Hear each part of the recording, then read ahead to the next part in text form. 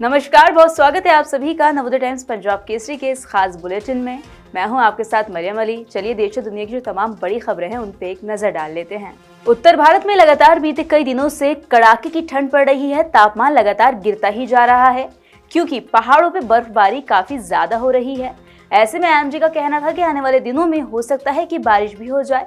हालांकि बारिश नहीं हुई, लेकिन अभी भी कोहरे को लेकर आईएमडी ने येलो अलर्ट जारी कर दिया है। भारत मौसम विज्ञान विभाग ने शनिवार यानी आज के लिए घने कोहरे को लेकर येलो अलर्ट जारी कर दिया। दिल्ली एनसीआर में हवाओं की रफ्तार 12 से 15 किलोमीटर प्रति घंटे तक पहुंच गई, जिसने ठंड के असर को और ज्यादा बढ़ा दिया। वहीं दिन भर चलती ठंडी हवाओं की वजह से तापमान कम महसूस किया गया और खुले इलाकों में लगातार लोगों को ठंड ज्यादा लगने लगी। मौसम वैज्ञानिकों के मुताबिक वेस्टर्न डिस्टर्बेंस का प्रभाव धीरे धीरे कमजोर हो रहा है, लेकिन ठंडी हवाओं और नमी के कारण सर्दी का असर बना हुआ है।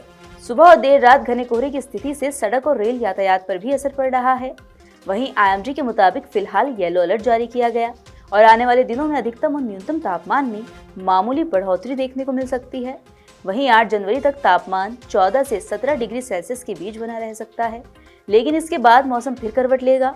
मौसम वैज्ञानिकों का कहना है कि कोहरे की तीव्रता में कमी आने पर दिन में कुछ घंटों के लिए धूप निकल सकती है।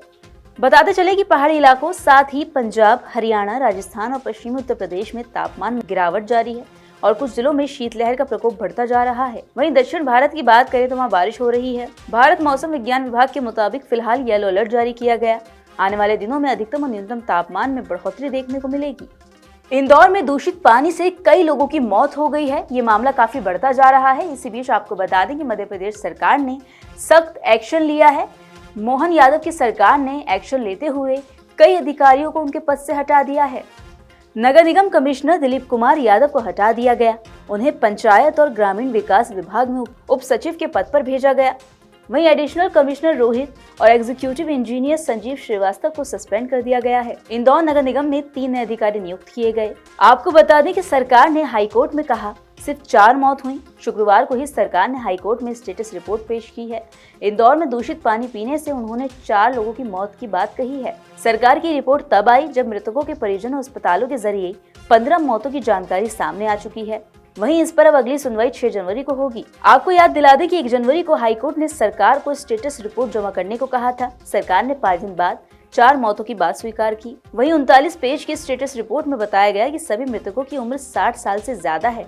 उधर उत्तर प्रदेश में आज से माघ मेले की शुरुआत हो गई है। आपको बता दें कि संगम में लाखों श्रद्धालुओं ने स्नान किया और आस्था की डुबकी लगाई। पौष पूर्णिमा के पहले स्नान पर्व पर लाखों श्रद्धालु संगम में आस्था की डुबकी लगा रहे हैं। 44 दिनों तक चलने वाला ये ऐतिहासिक माघ मेला सिर्फ एक धार्मिक आयोजन नहीं, बल्कि सनातन परंपरा, संस्कृति और सुरक्षा व्यवस्था का अद्भुत उदाहरण है। वहीं मंडलायुक्त सौम्य अग्रवाल ने बताया कि इस बार माघ मेले में हेलीकॉप्टर सेवा और पैराग्लाइडिंग की शुरुआत की जाएगी। यहाँ पे जितने भी श्रद्धालु हैं उनसे भी बात करी गई और यहाँ पे सबको जो है व्यवस्था सुचारू है, अच्छी लग रही है और सब लोग कन्वीनियंटली यहाँ पर स्नान कर रहे हैं। यहाँ पर जैसे हम लोगों को सुविधा उपलब्ध करानी थी उसी प्रकार से सुविधा उपलब्ध कराई गई है और सब कुछ यहाँ पे अभी नॉर्मल है। जितने भी श्रद्धालु आ रहे हैं उनसे यही कहना चाहूँगी कि माँ गंगा सबको अपना आशीर्वाद प्रदान करे और आज हम लोगों का माघ मेला प्रारंभ हो रहा है और कहते हैं कि सारे महीनों में सबसे अच्छा माघ मेला है और सबको यहाँ पे माँ गंगा का आशीर्वाद है। वहीं अगर दिल्ली की हवा की बात की जाए तो नए साल के दूसरे दिन भी खराब श्रेणी में ही दर्ज की गई। आज का AQI करीब 300 के आसपास बना रहा। ऐसे में आने वाले दिनों में AQI कैसा रहेगा? क्या हवा खराब रहेगी या कुछ साफ होगी? और आज किन इलाकों में कितना AQI है, ये सब जान लेते हैं।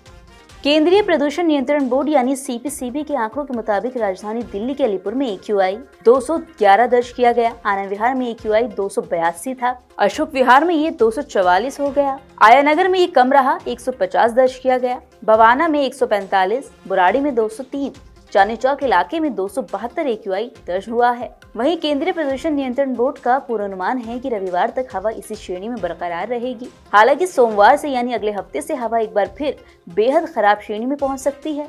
इसके चलते सांस के मरीजों को परेशानी का सामना करना पड़ेगा। साथ ही लोगों को आंखों में जलन, खांसी और सिरदर्द जैसी समस्याओं का सामना भी करना पड़ सकता है।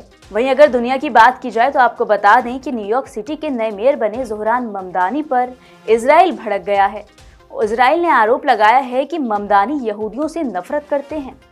मीडिया रिपोर्ट्स के मुताबिक ये आरोप इसलिए लगा क्योंकि ममदानी ने पुराने मेयर द्वारा जारी किए गए 2 आदेशों को रद्द कर दिया।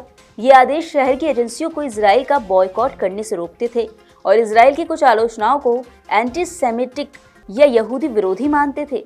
इसी के साथ आपको बता दें कि इजराइल के विदेश मंत्रालय ने एक्स पर लिखा, न्यूयॉर्क सिटी के मेयर के रूप में अपने पहले ही दिन ममदानी ने अपना असली चेहरा दिखा दिया।